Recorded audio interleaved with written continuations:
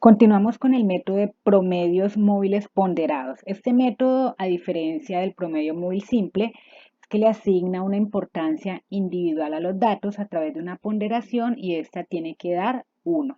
Es importante siempre encontrar el peso o la importancia que afecta directamente a los datos. En este ejemplo vamos a utilizar los registros de lluvia a través de un pluviómetro. Este pluviómetro me entrega a mí el grado de exactitud que ha caído en milímetros de agua y esta exactitud se convierte para mí en el peso de los datos. Entonces siempre es importante que podamos escoger el aspecto que influye o determina el comportamiento de los datos si existe y de no existir debemos desarrollarlo. En el ejercicio anterior, nosotros no teníamos un peso existente en la empresa, esos son los datos de una compañía, y aquí se le asignó el peso de acuerdo al tiempo y relevancia de los datos. Por ejemplo, a los datos más antiguos se le asignó una ponderación del 40% y a los datos más recientes una del 60%. Estos dos suman 1 y si lo agrupamos de a 3 también suman 1.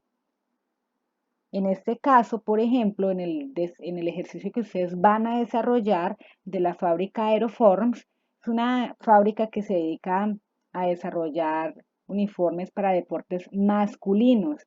Y aquí los datos que fueron suministrados por el área comercial tienen una información bien importante y es que ellos nos dicen que solamente en los años pares se realizan campeonatos deportivos masculinos y por tal razón estos datos son el doble de importantes que los años impares. Tenga en cuenta que la importancia de los años pares es para esa empresa el peso que tendrán individualmente los datos. En este caso, a los años pares le van a asignar una ponderación de 2 y a los años impares una ponderación de 1. Como ven, en este caso existe una relevancia en los datos. En este ejercicio no existía y se le asignaron. En este ejercicio del pluviómetro ya existe también a través del grado de exactitud una ponderación de los datos. Si no existe, podremos asignarlo como les muestro en este ejemplo. Podríamos asignar a los datos más antiguos un 10%, a los datos menos recientes un 30% y a los datos más actuales, porque son los que son más recientes y están más alineados con los últimos acontecimientos de la empresa y del entorno, se les va a asignar un 60%.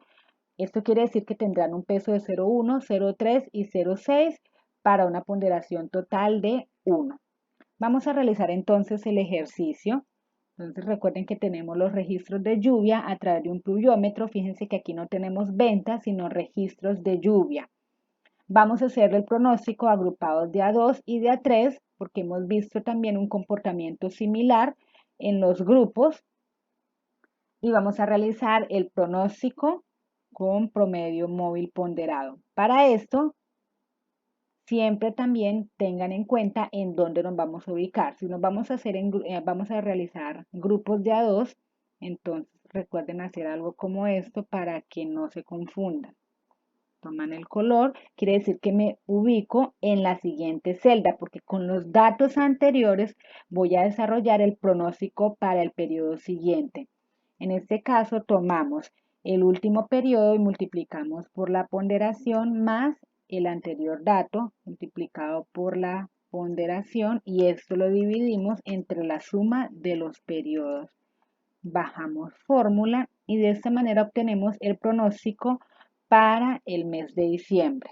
Y lo mismo vamos a hacer con grupos de A3. En este caso, miren, tomo los 3 periodos anteriores, quiere decir que me ubico en el mes de septiembre. Abro fórmula y empiezo a ponderar el mes de agosto por el grado de exactitud más el mes de julio por el grado de exactitud y el mes de junio por el grado de exactitud, cierro paréntesis y divido entre la suma de los pesos. Bajo la fórmula y ya obtenemos el pronóstico. Vamos a calcular el error. Recuerden que es demanda menos pronóstico. En este caso tengo un pronóstico a partir de agosto y ese error siempre tiene que ser positivo. Utilizo la opción ABS, registro menos pronóstico bajo la fórmula y aquí sacamos un promedio del error.